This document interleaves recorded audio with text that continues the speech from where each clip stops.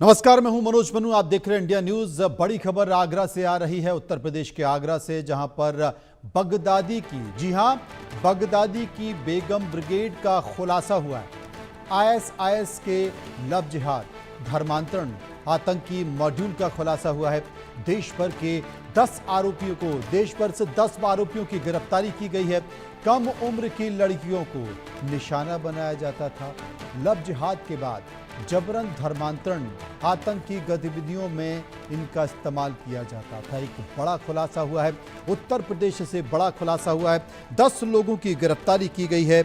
आपको यह भी बता दें, इन तमाम सारी परिस्थितियों के बीच 10 लोगों की गिरफ्तारी हुई है।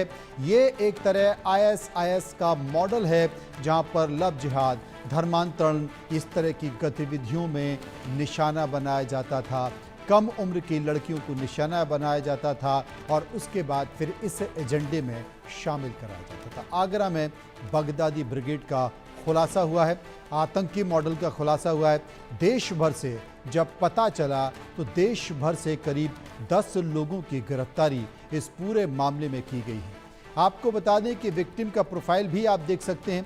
विक्टिम AK-47 को पकड़ी हुई है। जी हां, इस खबर पर बात करने के लिए सीधे हम चलेंगे। अभिषेक इस वक्त हमारे साथ मौजूद हैं, संजय सिंह के पास भी चलेंगे जो आगरा में हमारे साथ मौजूद है, लेकिन हम सबसे पहले चलेंगे उत्तर प्रदेश की राजधानी लखनऊ में। अभिषेक, आखिर ये पूरा मामला है क्या?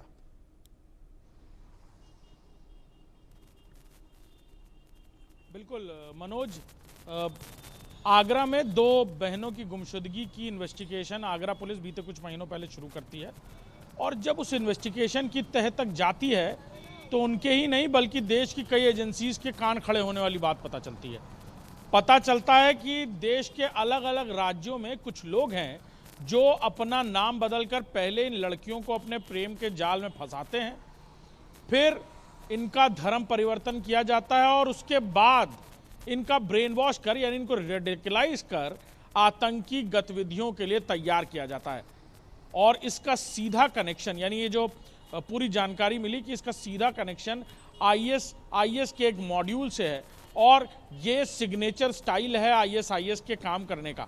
बाकायदा डार्क वेब से ट्रेनिंग मिल रही थी इन लोगों को, और फिर जब आगरा पुलिस ने इन्वेस्टिगेशन शुरू की और तह तक पहुंची, उसके बाद यूपी एटीएस और यूपी एसटीएफ की मदद ली गई, 7 अलग अलग राज्यों की पुलिस की मदद ली गई, और फिर इन 10 लोगों को गिरफ्तार किया गया है। अब देश की बाकी एजेंसियों को भी इसके बारे में जानकारी दी गई है, और उत्तर प्रदेश के डीजीपी राजीव कृष्णा खुद ये जानकारी देते हुए नजर आए कि इस पूरे मामले में ये साफ है कि आईएसआईएस का ये आतंकी सिग्नेचर मॉड्यूल है। इसका काम करने का तरीका, जिस तरह से एक चेन जो आपस में एक दूसरे को ठीक से नहीं पहचान पाती, एक चेन जिसे उतनी ही जानकारी दी जाती है कि वो आगे आने वाले वक्त में दूसरे शख्स को सिर्फ उतना ही बता पाए, और जानकारियों के अभाव की वजह से ये लोग एक दूसरे से बहुत इंफॉर्मेशन शेयर नहीं करते, और पकड़े जाने के बाद भी हैंडलर के बारे में बहुत कुछ नहीं बता पाते, जैसा कि हुआ भी। देश की एजेंसीज को इसके बारे में जानकारी दे दी गई है, और अब हो सकता है कि इस पूरे मामले में और भी एजेंसीज जांच करें और कई बड़े खुलासे हों, कई बड़े खुलासे। और आपने सही कहा अभिषेक के, इनके पास जब ज्यादा जानकारी नहीं होगी तो ये क्या जानकारी दे पाएंगे। संजय, हम देख सकते हैं कि एक विक्टिम का फोटो भी है और उसका प्रोफाइल पिक्चर है, उसमें बाकायदा एक लड़की AK-47 लेकर खड़ी हुई है। आखिर ये संकेत किस तरीके से? जिस प्रकार से आगरा में 2 बहनें, सगी बहनें को कहीं ना कहीं धर्मांतरण कराया गया, तो पहले बता दें कि जो पहले बड़ी बहन थी उसने अपना धर्म परिवर्तन के बाद अपना नाम अमीना रख लिया, जिसकी उम्र 33 साल है, और छोटी बहन को फिर वो ब्रेन वॉश करती है और अपनी छोटी बहन का भी धर्मांतरण कर देती है। यानी पहले वो सदस्य बन चुकी थी उस धर्मांतरण गैंग की, उसके बाद छोटी बहन का भी उसने ब्रेन वॉश किया, उसका नाम जोया रख दिया, जो कि 18 साल की है।